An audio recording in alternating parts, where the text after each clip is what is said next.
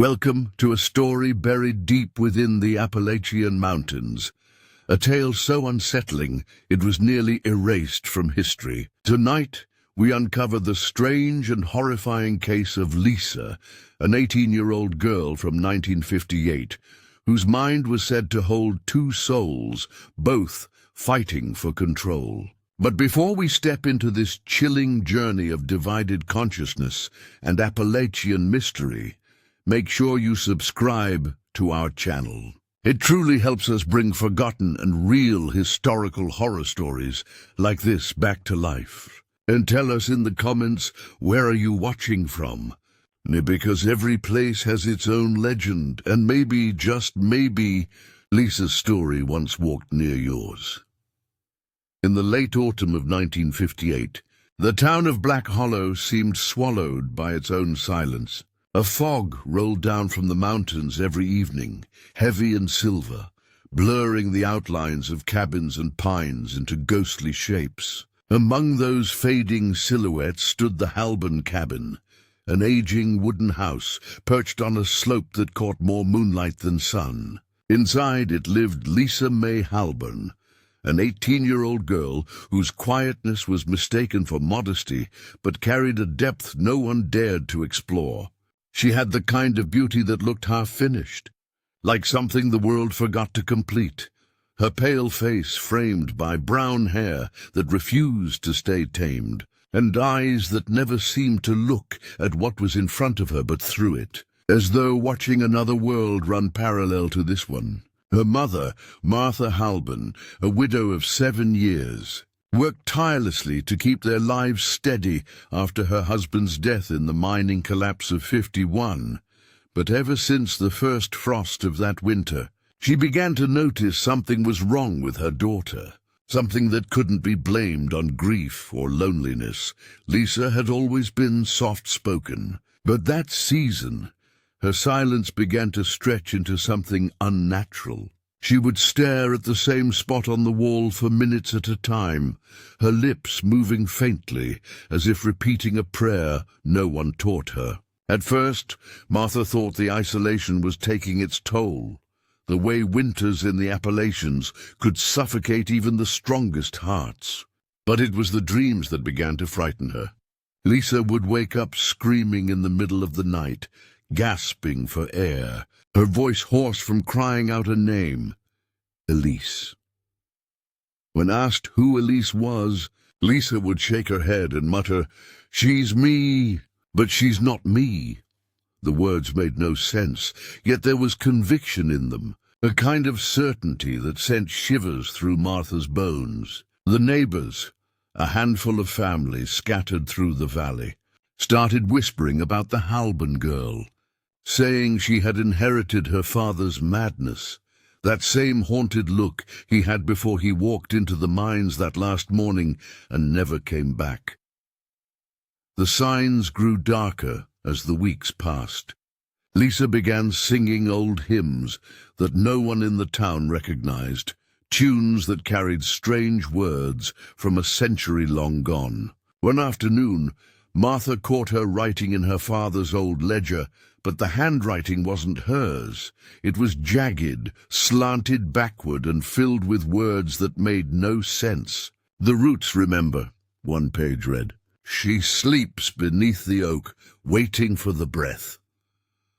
Martha wanted to believe it was just imagination, the kind of eerie poetry that came from isolation and sadness. But there was something else, a smell of burnt wood and iron that lingered in Lisa's room whenever she wasn't herself. And when Martha looked closely, she swore she saw faint scratches near the bed frame, as if someone had been digging with their nails. The people of Black Hollow weren't strangers to superstition. They spoke of mountain ghosts, of women who wandered after death searching for their bodies, and of cursed bloodlines that carried the weight of forgotten sins. Martha had dismissed such talk for years, but now, with Lisa's voice shifting between tones, sometimes soft and innocent, sometimes cold and sharp, She began to wonder if something unholy had taken root in her daughter's mind. One evening, when the wind howled through the valley and the lamps flickered, Lisa turned to her mother with a blank stare and whispered, "She wants her life back."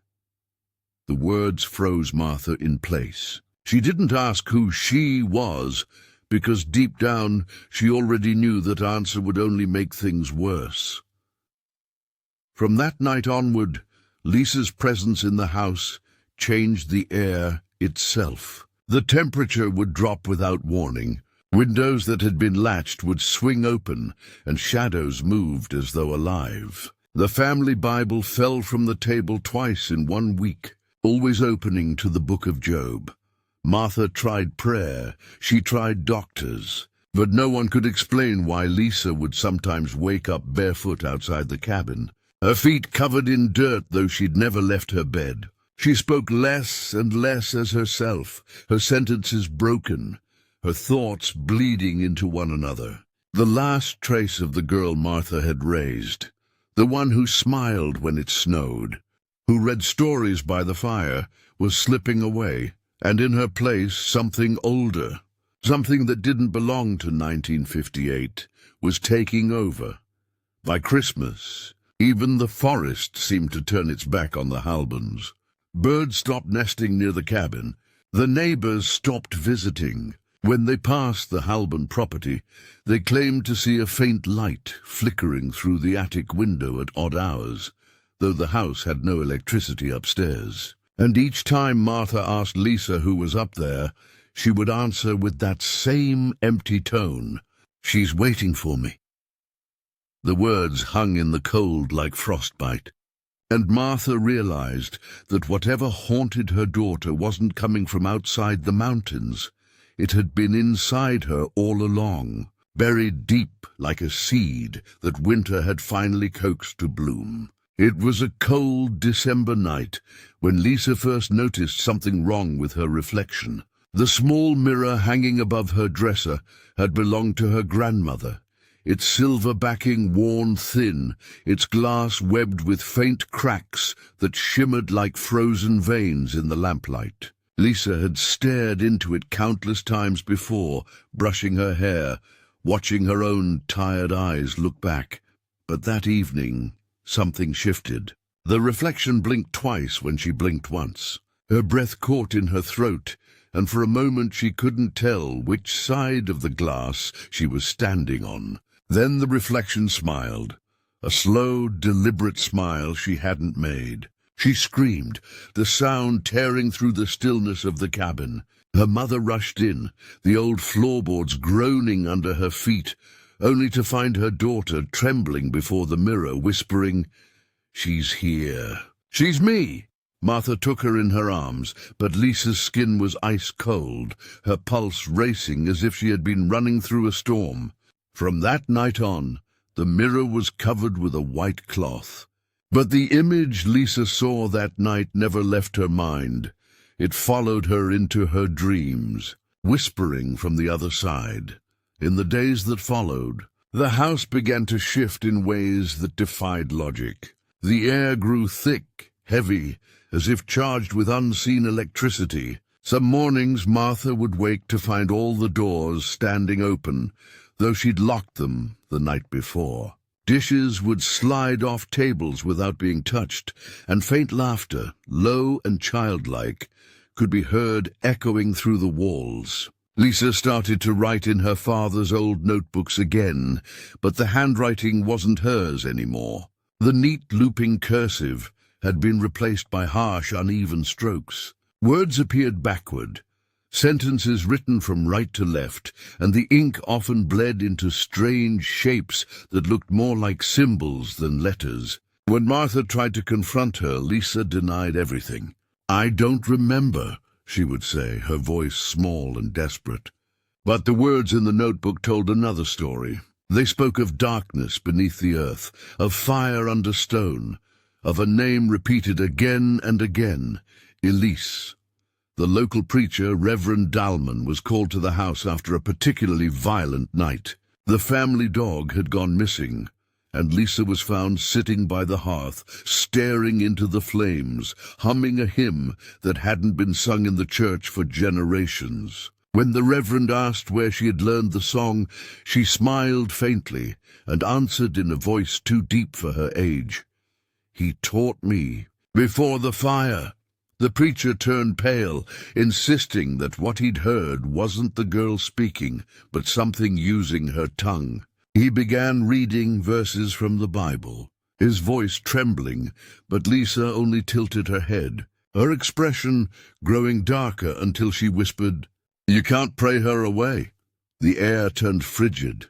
The fire flickered blue, and every candle in the room snuffed out at once. When light returned, Lisa had collapsed on the floor, unconscious, her lips stained with blood from biting her own tongue. From that day, Black Hollow whispered of possession. The Halbans stopped attending church. Children were told not to wander near their property after dark, and though Martha tried to protect her daughter from the rumors, she could no longer deny what she saw. Lisa's eyes, once soft hazel, began changing color. Some days, one eye gleamed blue, the other brown, as though two different souls were staring from within. Her voice shifted between tones, her laughter sometimes joyous, sometimes hollow and cruel. When she looked into the mirror again, she would flinch, claiming she saw another face hovering just behind her own, a face that smiled when she didn't. The town doctor dismissed it all as hysteria, the kind that came from grief and isolation. But even he refused to stay in that cabin for long. There was something about Lisa's presence that made the air feel wrong, as if gravity bent differently around her. At night, Martha could hear her daughter talking in her sleep, carrying on full conversations with someone unseen. "I didn't steal it," Lisa would whisper. "It was mine first." Sometimes she would laugh softly, then cry, then fall silent for hours. The nights bled into one another until Martha could no longer tell when the sun rose or when it set. She began sleeping in the rocking chair outside Lisa's door, praying, clutching her husband's old Bible, terrified of what might happen if she left her daughter alone. But it didn't matter. The house had already become something else, an echo chamber for two voices trying to exist inside one fragile body. And the worst part was that Lisa no longer fought it. When Martha asked who Elise was, her daughter simply smiled, a smile that wasn't hers, and whispered, "She remembers what I've forgotten."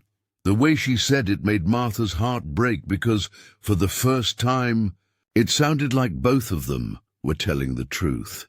When word of Lisa Halbern's condition reached the nearby city of Asheville, it caught the attention of a young psychiatrist named Dr. Henry Carver. He was a man both fascinated and unsettled by the border between science and the supernatural, and the tale of a mountain girl possessed, or fractured, was too strange to ignore. In early January of 1959, he set out for Black Hollow, the road winding through forests that looked almost prehistoric beneath the weight of snow. The locals warned him about the Halban girl, their voices hushed, as if speaking her name might draw her attention. But Carver dismissed superstition as folklore born from isolation. He arrived at the Halban cabin just before dusk, greeted by the sight of Lisa sitting on the porch, her gaze fixed on the tree line. When she turned toward him, he later wrote, "I felt the peculiar sensation that she was not seeing me, but someone standing just behind my shoulder. From the first moment, Lisa seemed both present and far away, her posture still, her eyes bright with something between sadness and suspicion." The doctor began his sessions the next morning, setting up a small desk near the fireplace, its warmth failing to cut the chill that clung to the house. He kept detailed notes, hour by hour, word by word, documenting the strange fluctuations in Lisa's behavior. At times, she was lucid, polite, even apologetic, insisting she was fine and that the voices were fading. But then, without warning, her tone would shift. She would stare through him and begin to speak about things no 18-year-old could know. Old mining routes that hadn't existed in decades, families buried under landslides, fires that consumed entire cabins long before her birth. She would call him Henry with a sly familiarity, though he had never introduced himself by his first name. And when he asked who she was, her lips curled into a faint smile. "You already know," she said. "You've read about me in her dreams." On the 5th day, Dr. Carver decided to try hypnosis, a risky move, given Lisa's fragile state. He dimmed the lamps and spoke in a calm rhythm, guiding her into a trance. Her breathing slowed, her eyes fluttered, and then her voice changed. It deepened, roughened, carrying an accent that wasn't from any region he recognized. "My name is Elise Halban," she said clearly. "Born in 1883, I died before the ground froze." Carver's pen trembled in his hand. He asked her what she remembered, and she began to describe a fire she claimed Lisa had started, though Lisa wasn't yet born. She spoke of betrayal, of a sister who lied, of being trapped beneath the house while it burned. She said she had been waiting for her blood to return, that only through Lisa could she finish what was taken. When he pressed further, Elise laughed, a chilling, hollow sound that filled the cabin. She opened the door when she looked in the mirror. She whispered, "I just stepped through." Moments later, Lisa awoke with tears streaming down her face, her pulse dangerously low. With no memory of what she had said, the deeper Dr. Carver went, the more the lines between science and haunting began to blur. He uncovered that the Halban family had indeed lived in Black Hollow for generations. Old records showed that in 1883, a woman named Elise Halban was reported missing after a cabin fire destroyed part of the valley's mining camp. Nobody was ever found. The coincidence gnawed at him. He returned to the cabin that evening, determined to find logical proof, perhaps a subconscious inheritance of memory, a psychological echo passed through generations. But what he found instead unsettled him beyond reason. The small writing desk in Lisa's room had been carved into overnight. Deep into the wood, in trembling letters, was a name: Elise Halban, 1883. The handwriting matched perfectly with the backward script he'd seen in Lisa's notebooks. Yet Lisa swore she hadn't touched the desk. The following week, he documented one last experiment. He placed Lisa under hypnosis again, recording every word. This time, when Elise surfaced, she refused to answer his questions. She simply stared at him and murmured, "You shouldn't have come here." The temperature dropped sharply, his breath visible in the air. The clock on the wall stopped ticking. He tried to wake Lisa, but her eyes stayed open, fixed on something over his shoulder. "She's behind you," Elise whispered, and then her body went limp. Carver panicked, shaking her until she gasped awake, clutching her chest as if surfacing from deep water. When she finally came to, she looked at him in confusion and said, "Did she talk again?" Her tone was almost pleading, as though she wanted the answer to be no. That night, unable to sleep, Carver sat by the fire, rereading his notes. The rational part of him tried to believe this was all a rare manifestation of dissociative identity disorder, a fragile mind creating another persona to shield itself from trauma. Yet something didn't add up. The historical details, the handwriting, the way the house itself seemed to respond when Elise appeared, it all felt too precise, too alive. In his final entry for the day, he wrote, "I can no longer say with confidence that Elise is a creation of Lisa's mind. I am beginning to believe Lisa's mind is the creation of Elise." He closed the journal, hearing footsteps in the attic above, though no one lived up there. He wanted to leave that very night, but curiosity, fueled by fear, kept him there a little longer. In the end, that curiosity would be his undoing, for Black Hollow was never kind to those who dug too deep into its dead. The night of February 3rd, 1959, began with the kind of storm that seemed to shake the bones of the mountains themselves. Wind howled through the pines like a chorus of grieving souls, and the Halban cabin groaned beneath the weight of thunder rolling above it. Rain lashed against the windows in erratic bursts, and lightning tore across the valley, illuminating the silhouette of Lisa at her bedroom window. She hadn't slept in 3 days. Her mother, Martha, dozed fitfully in the rocking chair by the fire, clutching a damp rosary, its beads worn smooth from endless prayers. The house had grown restless, doors opening without sound, the mirror covered in white cloth trembling as though something beneath it wanted out. Lisa had stopped speaking that afternoon, her face pale, her eyes unfocused. Muttering only once before sundown, "She says tonight she'll take it back."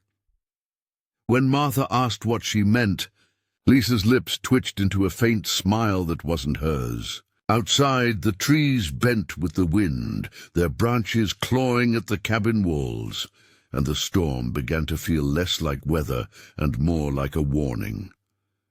By midnight, the lamps began to flicker. Martha rose to check the windows, but a sudden chill swept through the room so sharp it made her teeth ache. She turned to see Lisa standing in the doorway, barefoot, her nightgown soaked as though she had walked through rain, though she hadn't left her room. Her eyes were wide, glistening with tears and something else, fear perhaps, or recognition. "Mama," she whispered, her voice trembling. "She's angry. She says you kept me from her." Martha rushed forward to hold her, but before she could reach her daughter, Lisa's body stiffened. Her arms hung limply at her sides. Her head tilted back, and then a sound emerged from her throat that didn't belong to her, a deep, guttural laugh that made the walls seem to hum. "She had her time," the voice said through Lisa's lips, slow and deliberate. "Now I will live again." The room plunged into darkness as the storm outside reached a violent peak. Martha screamed her daughter's name, but her voice was swallowed by the wind. And when lightning flashed again, Lisa's eyes had turned pitch black, reflecting the fire's dying glow. The neighbors who lived nearest, 3 miles away, would later swear they heard 2 voices screaming from the Halban property that night. One voice was high and desperate, pleading for mercy. The other was low, furious, laughing between words. Inside the cabin, the air was electric. Furniture shook, as though caught in an invisible tremor. The cross above the hearth fell and cracked, and the mirror upstairs, still covered, shattered from within. Martha clung to her daughter, calling her name over and over, but Lisa only whispered back, "You can't save what isn't yours." Then, just as suddenly as it began, the wind stopped. The silence that followed was so thick it pressed against Martha's ears. When she opened her eyes, Lisa had collapsed onto the floor, her skin ice-cold, her pulse barely there. Martha dragged her to the couch, wrapping her in blankets, whispering prayers she could barely remember. But even as she prayed, she noticed something horrifying. Half of Lisa's hair had turned stark white, and her lips curved faintly upward in a smile that lingered long after her breathing steadied. Dawn crept slowly over Black Hollow that morning, grey and brittle, like the light didn't want to touch the house. The storm had passed, but the cabin reeked of sulphur and burnt wood. Martha sat beside her daughter's bed, watching the slow rise and fall of her chest. When Lisa finally opened her eyes, they were calm, eerily calm, and the softness that once lived in her expression was gone. She looked around the room as though seeing it for the first time. "You should rest," Martha whispered, voice trembling. Lisa tilted her head slightly, the gesture unfamiliar, almost alien, then said in a voice that wasn't her own, "Rest is for the dead." The words hung in the air like frost. Martha tried to reach for her, but the girl only smiled faintly, eyes glinting with cruel amusement. She turned her gaze toward the window, watching the fog crawl back through the trees, and murmured, "It feels good to breathe again." From that morning onward, Lisa no longer spoke as herself. She would wander the house, humming those same old hymns, her footsteps silent, her reflection, what little remained of it in the cracked mirrors, seeming to move a heartbeat slower than she did. The neighbors noticed the change when Martha came into town, hollow-eyed and shaking, buying candles and salt instead of flour. She said Lisa was better now, but her voice broke on the word better. Those who saw Lisa in the days that followed claimed she didn't blink often, that her eyes seemed to shimmer with two shades at once. When she smiled, it never reached her eyes, and when she spoke, people swore they could hear a faint echo, as if someone else spoke alongside her from somewhere very far away. By the end of February, the townsfolk began calling her the girl with two souls, and Martha stopped answering her door altogether. The mirror remained shattered in Lisa's room, but Martha never threw it out. Sometimes, when the wind howled across the mountains, she could swear she heard her real daughter's voice calling faintly from the fragments. Yet every time she looked at the girl sitting quietly by the window, humming into the dark, she knew that the voice on the wind wasn't the one living under her roof anymore.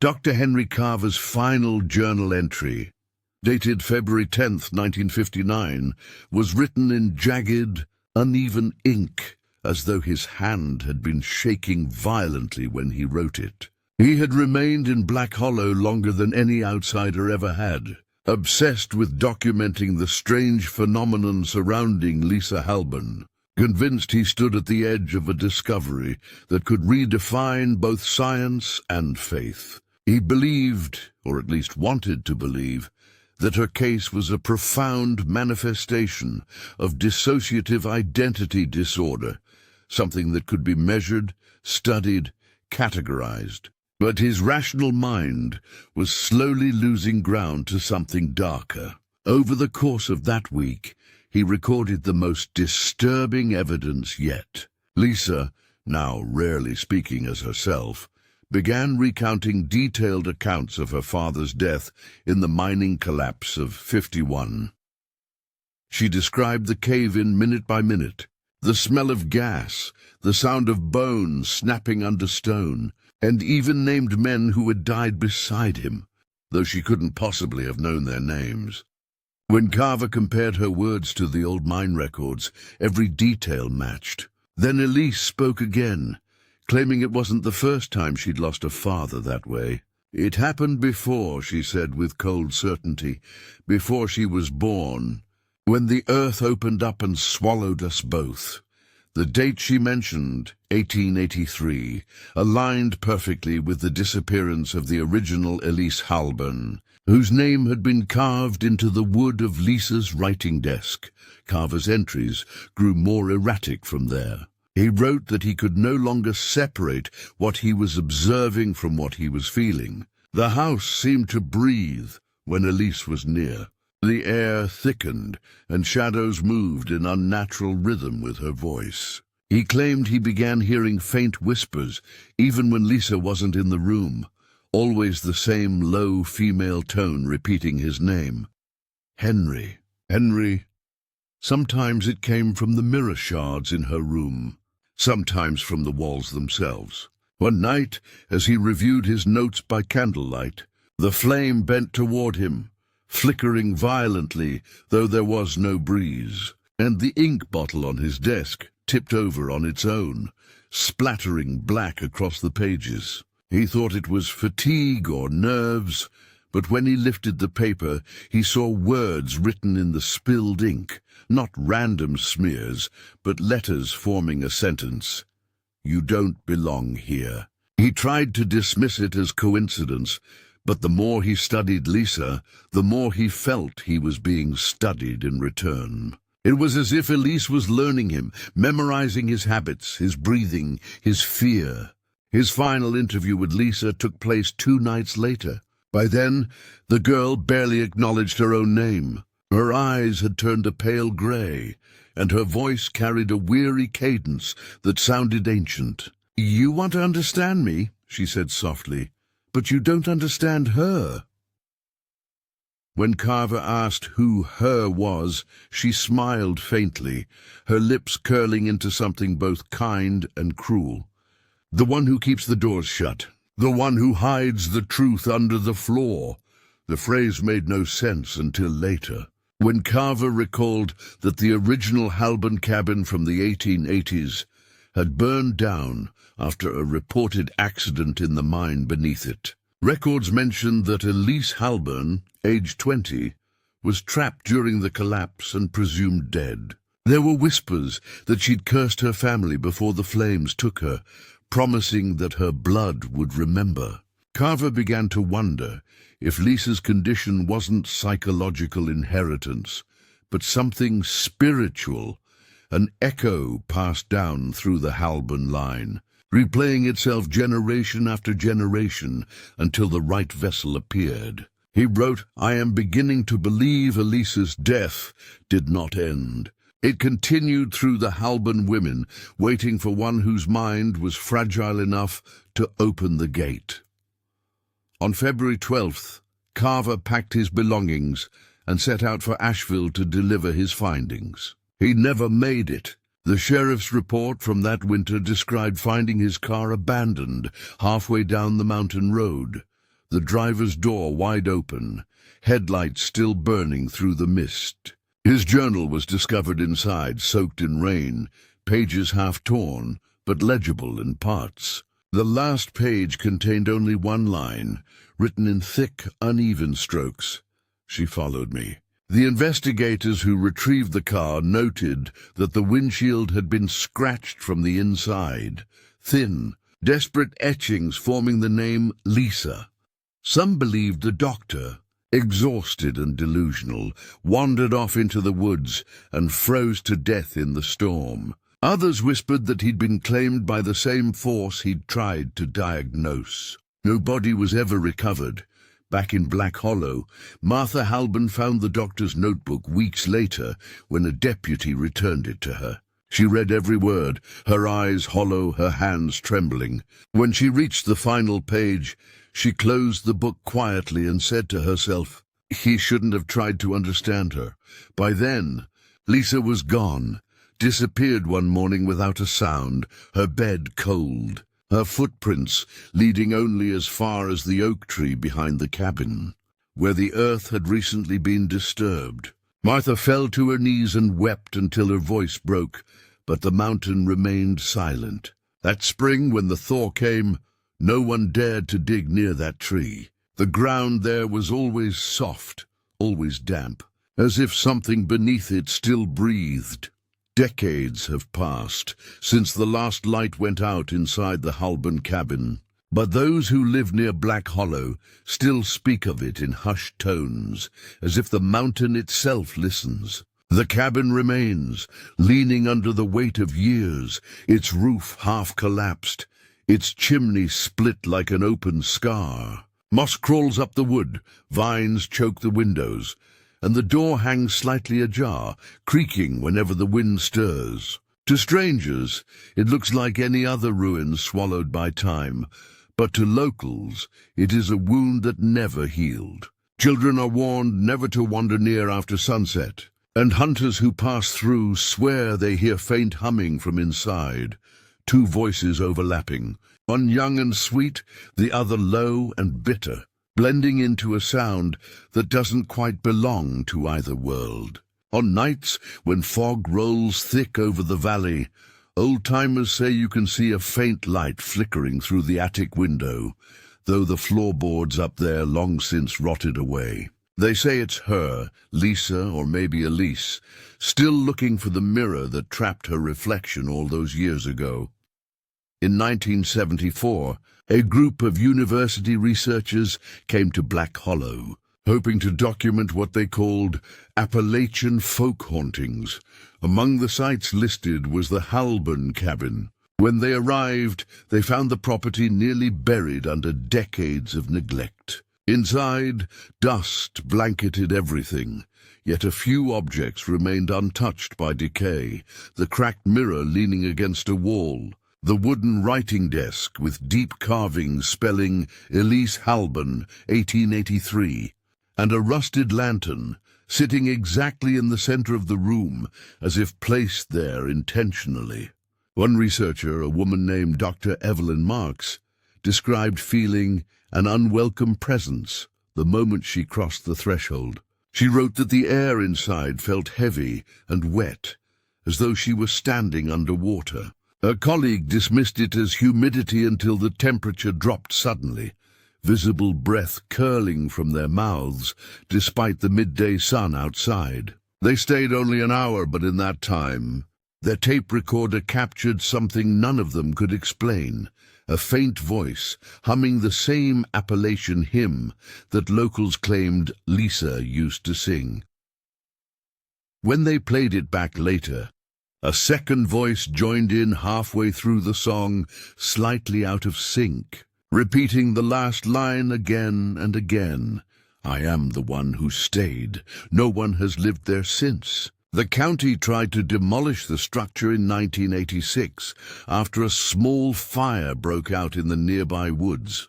But every time they scheduled the removal, the crews refused to go up the mountain. Machines would stall halfway up the road, engines dying for no mechanical reason. Once a driver swore he saw a figure standing in the mist just ahead, barefoot, her hair half white, her face turned away, but humming softly. When he blinked, she was gone. To this day, the county records list the Halburn property as inaccessible terrain, though every map shows a perfectly clear path leading straight to it. Some say that path changes when you walk it, curving deeper into the woods until you find yourself right back where you started. Others claim the mountain protects what it buried. In the early 2000s, a hiker from Tennessee stumbled across the site without knowing its story. He took photos of the remains, later posting them online with the caption, "Creepiest place I've ever seen." Among the pictures was one of the writing desk, the name still visible despite years of rot. But when people zoomed in, they noticed something else, another name faintly scratched beneath it, one that hadn't been visible when the first researchers visited. Lisa Halburn, 1959. The hiker swore the carving hadn't been there when he took the picture. 2 weeks after posting it, he deleted his account, telling friends that strange things had started happening in his home. Mirrors fogging for no reason, a voice humming near the window when the wind was still. He moved away soon after. The original photo is still shared on obscure forums, usually alongside theories about possession, reincarnation, or family curses. But those who lived nearest the hollow don't need theories. They know what happens when you speak her name too loud. Even now, those who dare to visit say the forest around the cabin grows unnaturally quiet as you approach. The air thick with something that isn't quite fear, but feels close. Birds stop singing. The ground softens beneath your feet. And sometimes, if you stand too close to the door, you might hear breathing from inside. Slow, steady, human. They say the unmarked grave behind the property is the source of it all. The one dated 1883. Some leave flowers there, unsure whether they're for Elise or for Lisa, or whether that distinction even matters anymore. Others avoid it entirely, whispering that the soil there never freezes, even in the dead of winter. There's a saying passed quietly among the oldest families of the valley: don't look into the windows of the Halburn house, because something in there might look back.